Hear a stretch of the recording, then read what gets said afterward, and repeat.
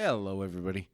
This is Scott Golden, Golden Opportunities Coaching. Welcome to those of you who are new. Welcome back to those of you who are seasoned veterans of what we do around here. We give psychological, emotional, and spiritual counsel and coaching to a variety of topics. If there's a topic you'd like to see us cover, please feel free to comment below, and we'll get to that hopefully within a few days. Hopefully my schedule will open up to where I can be here more consistently. That's the goal anyway, but don't want to overpromise and under-deliver, so we'll say we're working on that. In any event, today's concept, or for this audio, is dating for the older population. Now, older can mean different things to different people, so I'm going to talk about when we talk about demographics in television, we talk about different demos, and so I would say the 45 and over demo is the target for this conversation. And that doesn't mean you're old if you're 45 and over. It just means you're older and in a different demographic than the average dating world these days. But there's about 5 things I want to go through here. It's probably going to be a really quick audio because these are very basic concepts that I think most people already know, but gentle reminders of them may be helpful from time to time. There are new ways to connect. I read a study not too terribly long ago, I wish I had the link to it, that 78% of couples now that last in a relationship for more than a year meet online first.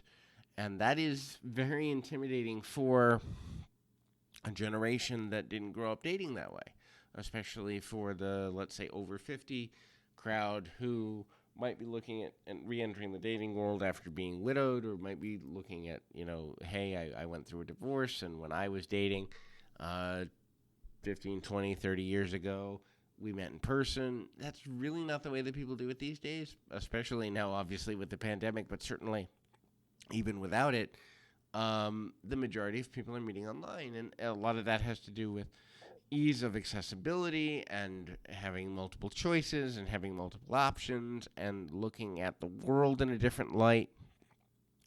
And so trying to connect with as many people as possible quickly. The bar scene is not what it once was in terms of going to meet somebody just for hookups, especially now with, sexual assault and different things being more in the mainstream media. Not that any of that is okay, so don't misconstrue what I'm saying. But what I'm saying is it's harder for people to learn boundaries with a person emotionally, sexually, whatever have you, in an environment where you're meeting someone for the first time. And so what tends to happen is people talk for anywhere from a few days to a few months, and then they meet up, and then they decide they want to be in a relationship, whatever that means to them. And also, there's new ways of dating. Polyamory and non-monogamous relationships are becoming more prominent in society. Now, this is something that a lot of society doesn't talk about. It's rather hush-hush. Obviously, for devoutly religious people or people of a certain age, it is more common to think of a relationship as a monogamous process.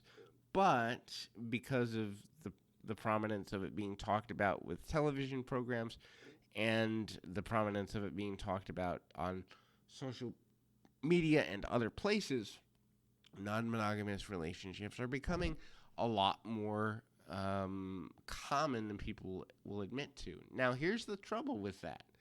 If you are a person who wants a monogamous relationship, and that's how you define success in your relationship life, please have a conversation with your partner about this and what their boundaries are with that and what they're comfortable with and what they're not comfortable with, and what it means to you to be monogamous. And if monogamy to you means don't talk to other persons of the same or opposite gender when we're dating, if it means, don't friend people on social media of the same gender that we're dating.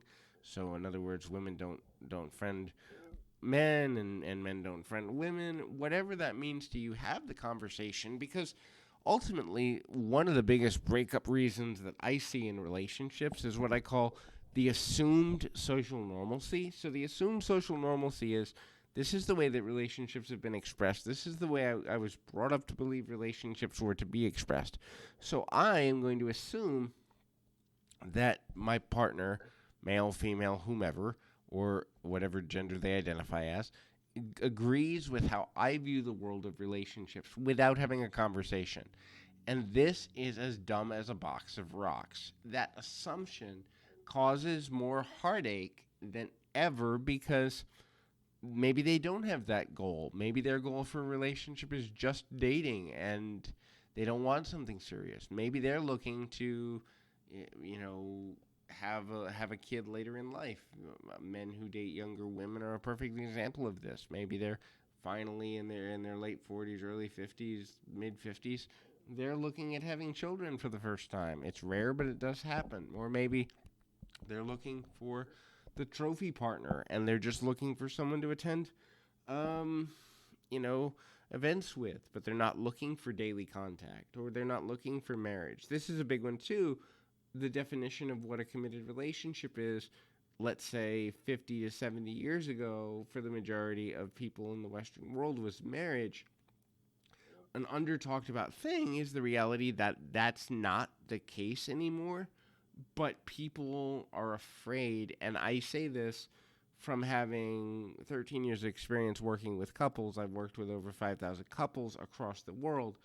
I would say at least 35 to 45% of them no longer believe in the traditional monogamous model, and it probably is a higher number than that. But those are the people that are willing to talk about it. But they talk about it with such shame and discomfort at first.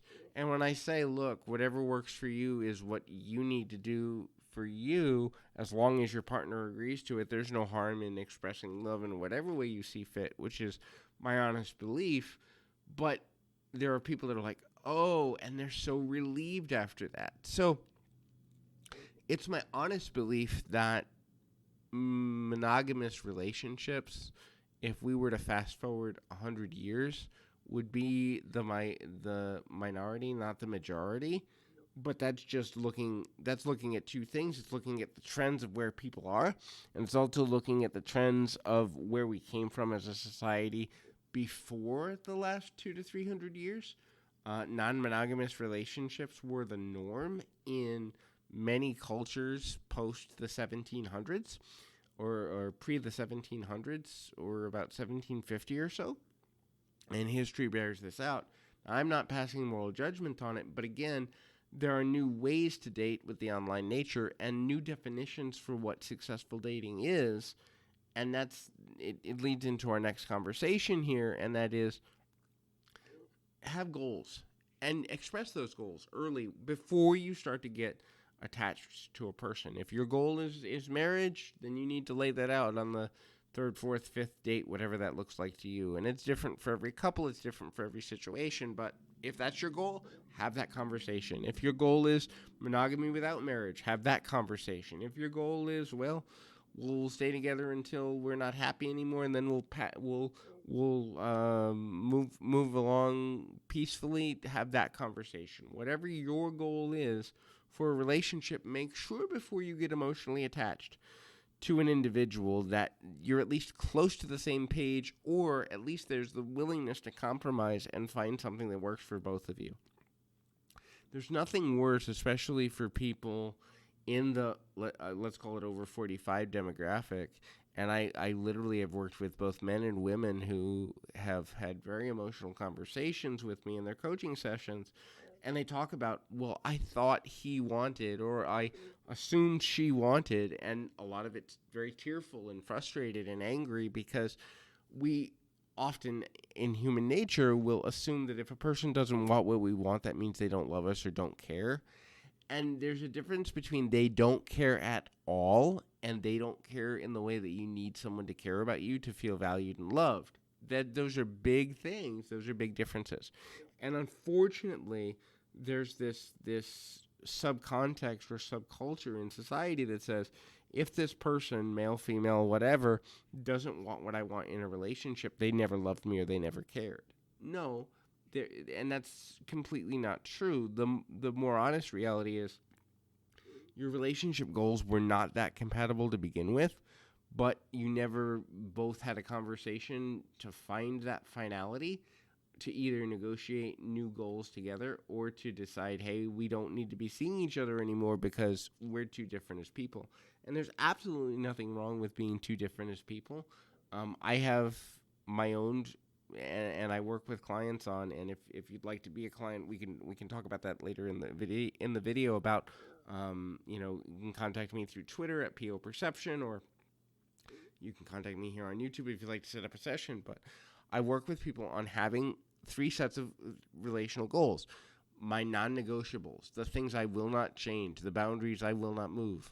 My negotiables, which are things that I'd really like to have in a partner, and I can't really imagine a scenario where I would change that desire, but for the right person, I might. And so we would have to compromise and negotiate and talk that through.